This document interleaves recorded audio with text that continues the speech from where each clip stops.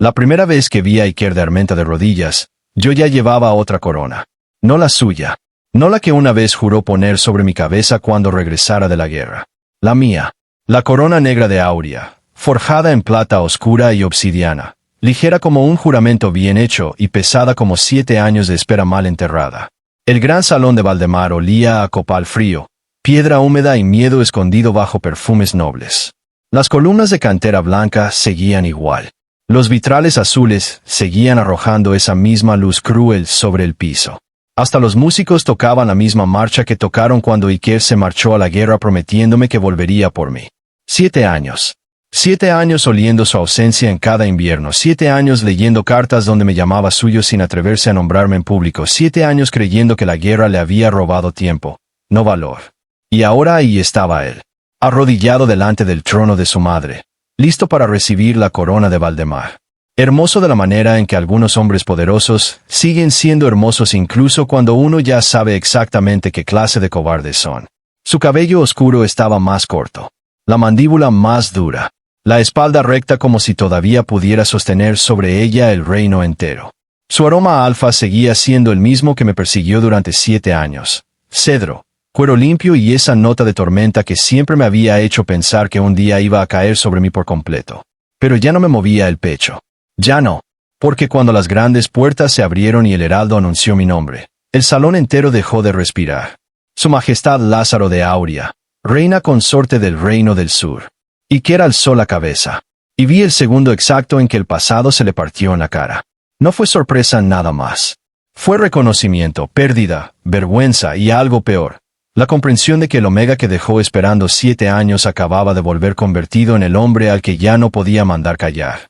Entré despacio, sin bajar la mirada. Llevaba terciopelo negro, bordados de hilo plata, guantes largos y el sello de Aurea colgando sobre el pecho como una amenaza bonita. Detrás de mí venían 2 guardias y el canciller del sur. No necesitaba más. El silencio de aquella sala ya estaba trabajando para mí. La reina madre, Elvira de Armenta, apretó apenas los labios. Ella también me reconoció. Claro que sí. Ella fue quien me miró a los 18 y dijo que un Omega sin corona propia solo sirve si sabe esperar en silencio. Yo aprendí la lección.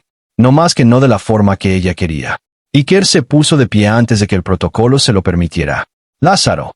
Mi nombre en su boca me supo a tierra vieja. Sonreí. Nada más tantito.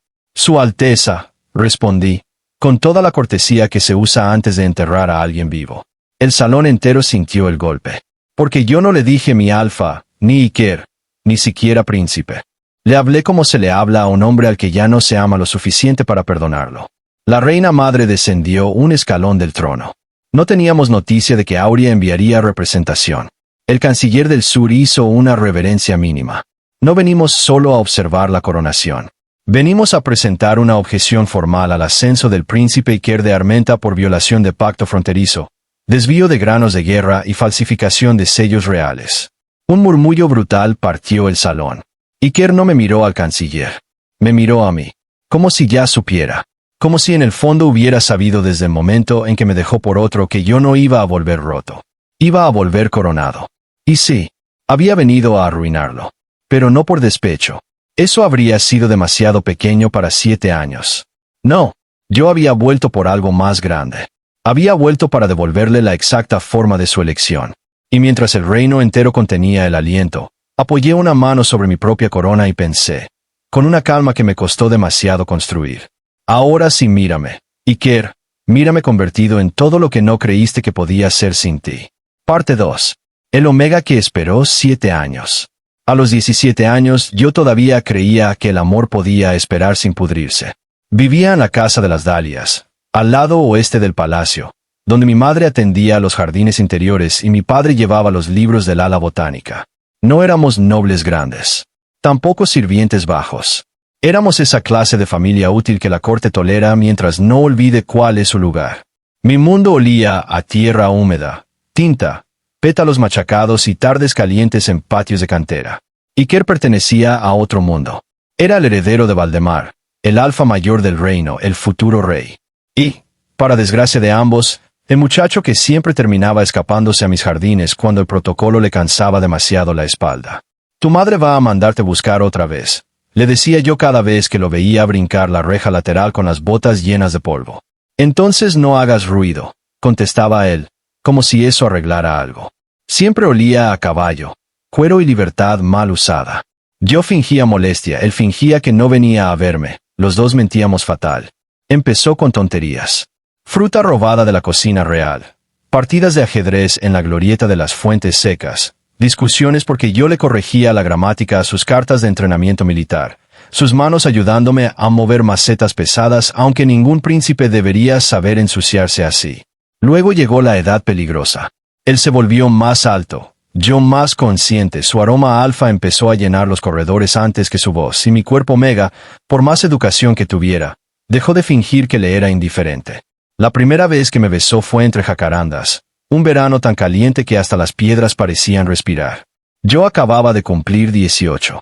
Él estaba a semanas de irse al frente norte para dirigir, junto a los generales, la guerra larga contra Aurea. No hagas esto si allá arriba ya decidieron casarte con otro, le dije, porque incluso enamorado yo no era pendejo completo. Iker me sostuvo la cara con esas dos manos grandes que siempre parecían demasiado sinceras para su apellido. No voy a volver con otro. Eso no te lo decides solo. Lo decido contigo. Todavía hoy me dan ganas de reírme y llorarme encima cuando recuerdo esa frase. Porque le creí. Claro que le creí. Tenía 18 años. Un alfa futuro rey besándome como si el mundo no existiera más allá de los jardines y la estupidez hermosa de pensar que lo que se promete con la boca también sobrevive cuando llega el poder. Aquella noche me llevó a la torre vieja del ala este, donde guardaban mapas y armaduras fuera de uso. Nadie nos vio. Nadie debía. No me marcó, no hizo falta. Peor aún, me dio algo más frágil. Una cinta azul marino con el sello menor de su casa. Cuando vuelva, me dijo, atándola a mi muñeca, voy a pedírselo al reino entero. Ya no escondidos. Yo miré la cinta y luego a él. ¿Y si no vuelves? Iker apoyó la frente en la mía. Entonces no me esperes. Mentira. Uno siempre espera a quien ama cuando se lo pide con esa voz. La guerra se lo tragó una semana después. Al principio llegaban cartas cada 10 días. Luego cada mes. Luego cada vez que el frente dejaba de incendiarse lo suficiente como para recordar que al sur del invierno todavía existía un Omega con la muñeca atada a una promesa. Yo vivía para esas cartas. Las escondía entre libros de botánica. Dormía con ellas bajo la almohada. Me sabía de memoria la inclinación de su letra al escribir mi nombre. Lázaro, espera un poco más. Lázaro, el reino me necesita ahora, pero no siempre, Lázaro. Cuando vuelva, vas a ser mío delante de todos. 7 años pueden hacerse costumbre cuando el dolor llega por correo. Mientras él peleaba, yo crecí. Mi madre murió en el 4.º invierno. Mi padre perdió la vista parcial en el 5.º. Yo tomé su lugar en la contabilidad de jardines. Poco a poco, empecé a hacerme indispensable para el palacio sin darme cuenta. Nadie me preguntó si estaba prometido. Nadie lo habría tomado en serio. Yo era el Omega que esperaba, la casa silenciosa, la promesa invisible de un heredero ocupado en convertirse en leyenda. Y sí, podría haberme ido, podría haber aceptado otros ofrecimientos, podría haber roto la cinta azul y odiarlo con disciplina. No lo hice. Porque cuando uno ama de verdad a veces confunde lealtad con inmovilidad. Y yo me quedé quieto 7 años. Lo peor es que él también siguió escribiendo. Eso fue lo más cruel de todo. Si hubiera desaparecido, habría dolido distinto, más limpio, más odiable. Pero no. Seguía prometiendo. Seguía llamándome su Omega en cartas que ningún reino leía. Seguía construyendo dentro de mí una casa que luego incendiaría con sus propias manos. Hasta que regresó. Y entendí que los hombres no siempre rompen lo que aman por falta de sentimiento. A veces lo rompen porque el poder les convence de que todavía estará ahí cuando por fin decidan escogerlo. Parte 3. El día que eligió a otro. Valdemar lo recibió como se recibe a los hombres que vuelven invictos y útiles. Campanas, flores blancas, soldados formados, mujeres asomadas a los balcones, niños gritando su nombre como si el acero también pudiera educar corazones. Yo no fui a la plaza. No quería verlo entre tanta gente. Lo esperé en los jardines. En el mismo corredor de naranjos donde me besó la primera vez. En la misma glorieta donde me enseñó a perder ajedrez sin hacer berrinche. En el mismo lugar donde una vez me juró que cuando volviera ya no tendría que esconderme. Traía la cinta azul todavía guardada en el bolsillo interior del chaleco. La había cambiado por una nueva solo para que no se deshiciera con los años. Ridículo. Iker llegó al anochecer. Solo. Y durante un segundo, cuando lo vi cruzar el arco de bugambilias con el uniforme negro de guerra, supe que habría podido perdonarle casi todo. Traía cicatrices nuevas, más hombros, más silencio. Pero cuando me vio, esa dureza de general se le quebró tantito justo como antes. Lo suficiente para que mi pecho hiciera esa tontería de confiar antes de preguntar. Lázaro. 7 años esperando esa voz. 7 años. Me acerqué despacio. Pensé que ibas a tardar más en venir. Iker soltó aire, casi una risa cansada. Me tardé 7 años. Dame un poco de crédito. Maldito. Hasta en eso sabía cómo aflojarme. Se acercó, yo también. Cuando me tocó la cintura, el mundo entero olió otra vez a casa imposible. Cedro, tormenta, piel caliente. Mi cuerpo mega lo reconoció antes que mi rabia. Lo odié por eso mientras lo besaba. Sí, lo besé. No me da vergüenza decirlo. Porque ese fue el último momento en que todavía creí que todo lo demás había sido tiempo y no cobardía. Nos separamos respirando mal. Iker apoyó la frente en la mía. Te extrañé. Debiste escribir menos y volver antes. Lo intenté. No lo suficiente. Hubo un silencio raro. Yo lo sentí primero. La duda. Siempre olía igual. Metal frío bajo el cedro. Me aparté apenas. ¿Qué pasa? Iker cerró los ojos un segundo. Cuando los abrió, ya no era el muchacho de los jardines. Era el heredero. Y supe. Antes de que hablara, ya supe. Mi madre arregló un acuerdo durante la guerra, dijo. Con la casa de Monteluz. No respondí. No podía. Sentía la sangre demasiado lejos. Necesito esa alianza para tomar el trono cuando ella abdique. El consejo no va a respaldar una coronación inestable después de 7 años de guerra. Monteluz controla puertos, graneros y 3 votos mayores. Si los pierdo, ¿lo pierdes tú? Pregunté, muy despacio. ¿O nos pierdes a nosotros? El dolor le cruzó la cara. Real, no fingido. Eso me dio más rabia. Lázaro, escúchame. No, tú escúchame. 7 años me tuviste esperando cartas donde jurabas que volverías por mí. 7 años. ¿Y ahora vienes a decirme que necesitas casarte con otro Omega porque el consejo anda nervioso? Iker intentó tocarme. Retrocedí. No es así. ¿No? Entonces corrígeme. Anda. Dime qué parte entendí mal. Se quedó callado. Y ese silencio fue la respuesta más cobarde de todas. ¿Quién es? Pregunté. Mateo de Monteluz. El nombre me dio igual. Pura función. Puro sacrificio limpio en nombre del reino. Yo me reí. Una vez. Feo. Qué bonito. ¿También le prometiste esperar? No hagas esto más cruel. La frase me partió. ¿Más cruel? Iker, tú acabas de volver de la guerra para enterrarme vivo con modales. Apoyé una mano sobre el bolsillo donde llevaba la cinta azul. La sentí como si me quemara. Dime una sola cosa. Una. Si esta noche te digo vámonos, si dejo a mi padre, la casa, todo, ¿te vienes conmigo? Lo miré fijo. Y le di la última oportunidad verdadera que tuve con él. Iker respiró hondo. Yo vi la pelea en sus ojos. La vi. No era que no me amara. Eso lo habría hecho más fácil. Si me amaba, pero no tanto como amaba lo que podía llegar a ser. No puedo, dijo al fin. Eso fue todo. Ni trompetas, ni sangre, ni relámpagos. 2 palabras. Y el amor de 7 años quedó reducido a lo que de verdad había sido para él. Algo hermoso. Pero prescindible. Saqué la cinta azul del bolsillo. La dejé en su mano. Entonces ya no soy yo el que está esperando algo imposible. Quiso devolvérmela. No la tomé. Lázaro, por favor. Negué. Por dentro ya estaba muerto algo demasiado grande como para llorarlo ahí enfrente. Cásate con tu reino, Iker. Ojalá te abrace igual de bonito cuando te quedes solo. Lo dejé en los jardines. No volví a correr detrás de él. Nunca más. Pero el reino todavía no había terminado de usarme. 2 semanas después, llegó el decreto. La casa de mi padre perdía protección botánica. Mi puesto en la corte se reducía. Y mi nombre aparecía, casualmente, en una lista de omegas aptos para negociación diplomática con el sur. Auria. El reino enemigo. El lugar a donde Iker había ido a pelear 7 años. Allí fue cuando comprendí la segunda parte de su traición. No solo me había elegido mal, su cobardía le había abierto la puerta al mundo para disponer de mí como pieza. Y esa vez ya no lloré. Esa vez empecé a convertirme en otra cosa. Parte 4. El rey viudo que me ofreció una corona. Yo esperaba un monstruo. Eso era lo que Valdemar decía del rey León de Auria. El alfa viudo del sur, el rey de hierro, el hombre que había sostenido 7 años de guerra y todavía tenía hombros para más.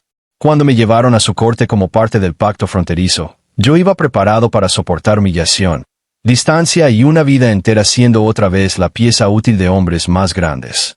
León arruinó esa expectativa apenas entró al salón. No porque fuera suave. No lo era. Tenía la presencia de un hombre que aprendió a gobernar perdiendo demasiada gente. Alto, serio, con una cicatriz fina cerca de la boca y ojos oscuros que no se movían de uno hasta entender exactamente qué ocultaba. Olía a humo de mezquite, papel viejo y lluvia seca sobre tierra roja. Un rey, sin duda, pero no una bestia. Me observó desde el trono sin prisa. Luego leyó el decreto completo de Valdemar, donde me ofrecían como garantía de buena fe y enlace de paz futura. Cuando terminó, levantó la vista hacia el embajador de mi reino. Qué forma tan elegante de decir que desechan a un omega después de usarlo mal. El embajador palideció, yo también. No por insulto. Por el hecho brutal de que un rey desconocido acababa de nombrar mejor mi herida que todos los que me conocían desde niño. León bajó del trono. Eso no estaba en protocolo. Quedó frente a mí, a distancia digna, sin invadir. ¿Quieres volver con ellos? Preguntó. No entendí. ¿Perdón? Te pregunté si quieres volver con ellos.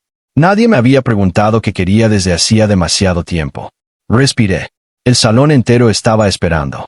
Pude mentir, pude decir que sí, pude aferrarme a la ruina conocida. No lo hice. No. León asintió. Como si esa respuesta bastara para construir otra posibilidad. Entonces no serás garantía.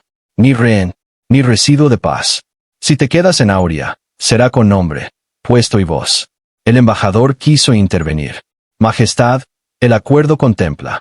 León lo cortó sin subir la voz. El acuerdo contempla que yo reciba un símbolo.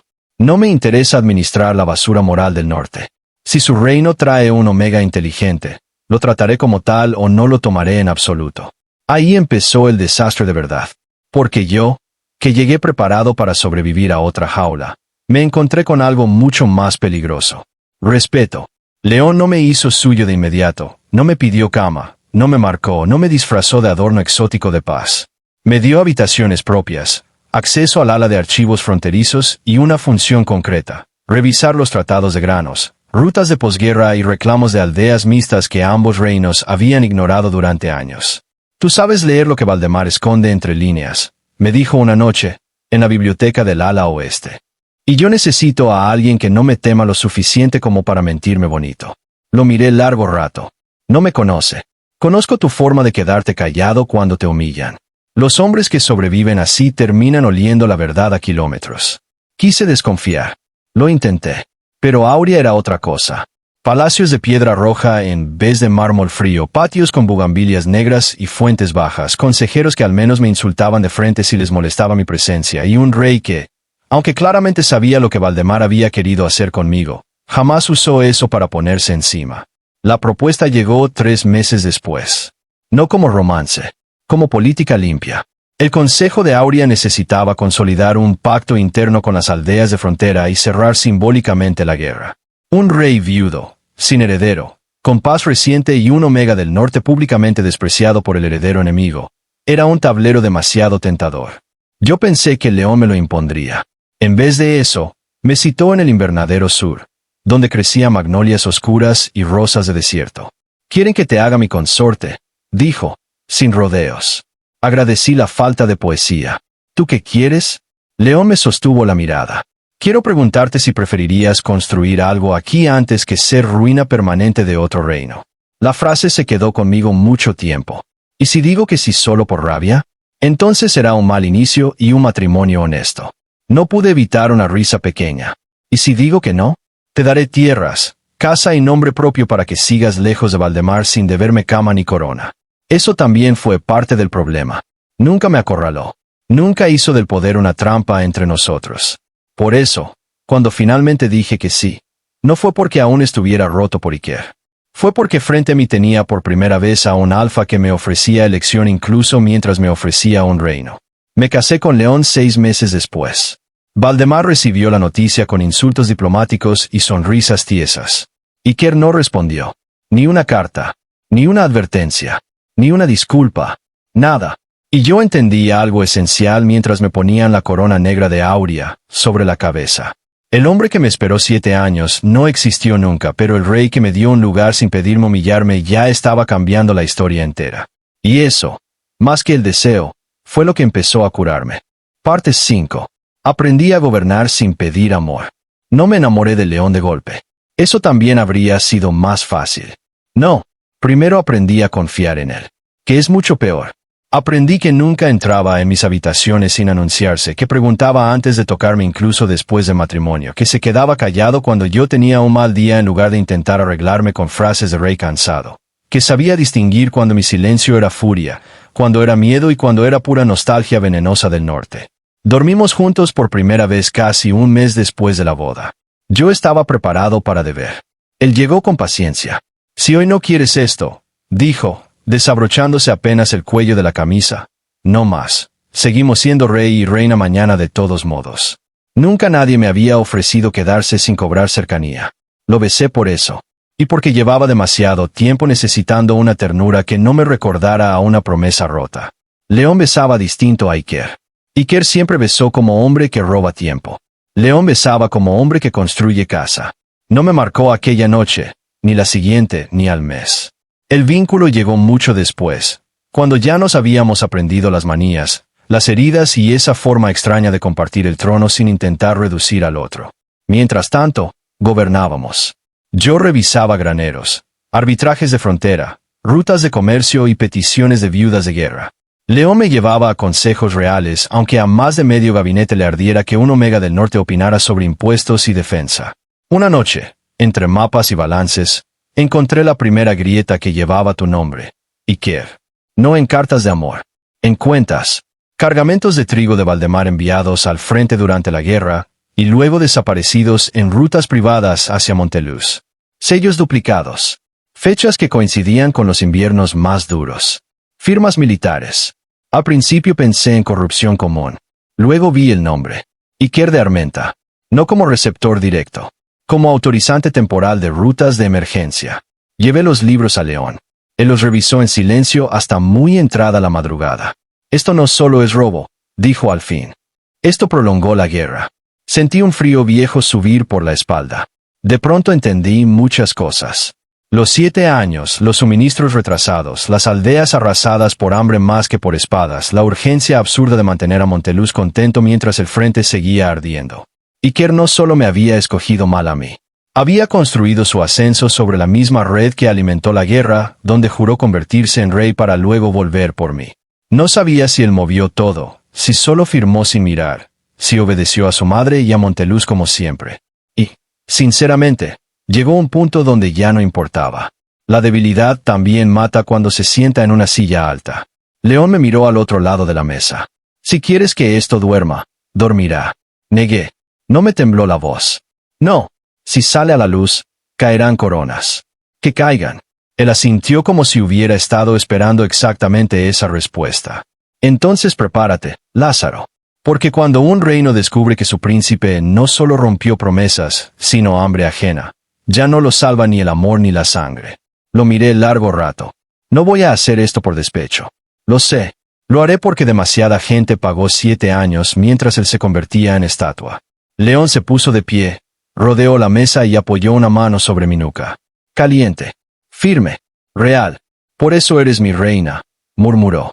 No porque vuelvas hermoso el rencor, sino porque nunca dejas que sea más grande que la justicia. Y ahí sí supe que lo amaba. No como se amó a Iker. Gracias a Dios. No desde la espera. No desde la promesa. Lo amé desde la presencia. Desde el hombre que me veía coronado incluso cuando yo todavía estaba aprendiendo a usar esa altura sin marearme. Un mes después me marcó. Fue elección mutua. Sin urgencia. Sin deuda. Bajo las bugambilias negras del patio sur. Con la guerra ya terminada y la verdad a punto de empezar otra. Cuando sus dientes tocaron mi cuello, no sentí posesión. Sentí pertenencia compartida. Y entendí, con una tristeza limpia que ya no dolía igual, que el alfa por el que esperé 7 años jamás supo lo que significaba elegirme. El rey al que no estaba destinado a amarlo había aprendido sin que tuviera que suplicárselo una sola vez. Eso también iba a arruinar a Iker. No la caída del trono, no los documentos, eso. Verme amado correctamente por otro. Parte 6. El alfa que me eligió tarde. Cuando mi regreso a Valdemar se anunció oficialmente, los mensajes empezaron a llegar incluso antes de que cruzáramos la frontera. Consejeros nerviosos, antiguos sirvientes, un capitán del viejo ejército que pedía discreción y por supuesto, una carta de Iker. No la abrí de inmediato. La dejé 3 días sobre el escritorio. León la vio, pero no preguntó. Hasta eso hacía bien. No invadir las tumbas ajenas cuando ya no le pertenecen. La abrí la noche antes de llegar a la capital. Su letra seguía siendo la misma. Maldito. Lázaro, si todavía queda algo de lo que fuimos, no hagas esto en público. Déjame verte antes. Te debo verdades que nadie más conoce. Me reí solo. 7 años esperé sus verdades. Ahora quería dármelas a escondidas otra vez. Le mostré la carta a León. Él la leyó. La dejó en la mesa. Me miró. ¿Quieres verlo? Pensé en decir que no. Pero la verdad era otra. Sí. No por amor. Por cierre. Por esa clase de silencio que solo se termina cuando uno por fin ve al otro sin deseo de salvarlo. La reunión fue en la capilla vieja del palacio, a petición suya. Claro que sí. A Iker siempre le gustaron los lugares donde el eco hace parecer más nobles a los cobardes. Entré solo, sin guardias, sin corona, aunque llevaba el sello de Aurea sobre el pecho. Él ya estaba ahí. No de gala, sin espada, sin esa armadura de candidato y heredero impecable. Por un segundo vi al muchacho de las jacarandas. Por un segundo nada más. Lázaro. No respondí. Se acercó un paso y se detuvo al olerme. León seguía en mi piel, en mi cuello, en mi vínculo. Iker cerró los ojos apenas. No fue celos simples. Fue comprensión. Había llegado demasiado tarde incluso para mi aroma. ¿Te ves? Empezó. Coronado. Sí. Es una costumbre que adquirí cuando dejé de esperar. El golpe le dio donde debía. Lo merezco. Mereces varias cosas. No desperdicies el tiempo nombrando solo las menores. Iker agachó la cabeza un segundo. Luego levantó la vista. No supe lo que mi madre y Monteluz estaban haciendo con las rutas al principio. Y después. Silencio. Ahí estaba la respuesta. Después ya era tarde, dijo al fin.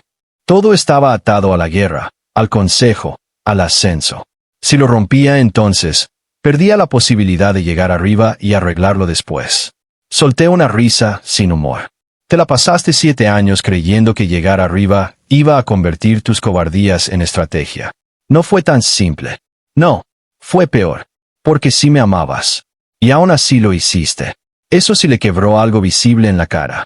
Sí, la honestidad tardía tiene un filo rarísimo, ya no salva nada, pero igual corta. Iker dio otro paso. Nunca dejé de buscar una forma de traerte de vuelta. ¿Cómo qué? ¿Como concubino? ¿Como segundo hogar? ¿Como culpa privada entre una alianza y otra? ¿Como alguien a quien todavía podía elegir? Lo miré fijo. Eso es lo que nunca entendiste. A mí no se me elige todavía. Se me elige a tiempo o se me pierde. El silencio entre nosotros fue brutal.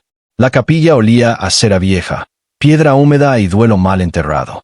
Iker bajó la mirada a mis manos. Ya no traía la cinta azul, claro que lo notó. ¿Alguna vez me perdonaste?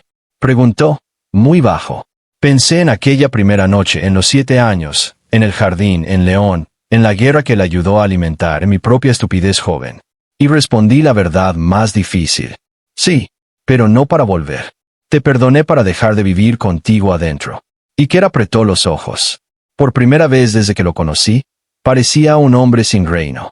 Si mañana presentas esos cargos, mi madre caerá conmigo. Lo sé. Valdemar puede fracturarse. No tanto como se fracturó la frontera cuando ustedes robaron trigo a los muertos. No tuvo respuesta, porque ya no quedaba un solo argumento bonito posible. Se acercó apenas una vez más. ¿Eres feliz con él? No debí contestar. Lo hice. Sí. Y esa sílaba fue, creo, la verdadera ruina de Iker. No los documentos, no la corona, no el consejo. Eso, saber que el Omega al que dejó esperando 7 años, no solo sobrevivió. Fue amado mejor. Di media vuelta hacia la puerta. Antes de salir, Iker habló una última vez. Si alguna parte de ti todavía me recuerda con cariño, no disfrutes esto. No me giré. No lo disfruto, Iker. Lo lamento, pero igual voy a hacerlo. Y me fui. Por primera vez sin esperar que me siguiera. Parte 7. La reina que lo arruinó. El resto ocurrió justo como deben ocurrir las caídas verdaderas. Despacio al principio y luego de golpe. En el salón de coronación, el canciller de Auria presentó los libros de grano, los sellos duplicados, las rutas alteradas y el testimonio del capitán del norte que llevaba años escondiendo copias por miedo a que lo colgaran por traidor. La reina madre intentó negar. Monteluz intentó negociar. Los consejeros empezaron a partirse en bandos, los nobles olieron sangre. Iker no habló durante casi toda la acusación. No porque no pudiera, porque ya estaba entendiendo que cualquier defensa suya iba a sonar exactamente a lo que era. Un hombre explicando por qué el poder le importó más que la gente que dijo proteger. Cuando por fin tomó la palabra, el salón entero quedó en silencio. No falsifiqué yo mismo las rutas, dijo. Pero firmé sin detenerlo cuando debí. Sabía que Monteluz desviaba más de lo debido. Sabía que mi madre protegía esa red. Y elegí no romperla porque creí que podía corregirlo cuando el trono fuera mío. Levantó la vista. No a la reina madre. A mí. Me equivoqué. El consejo estalló. Para algunos, aquella confesión era dignidad. Para otros, sentencia.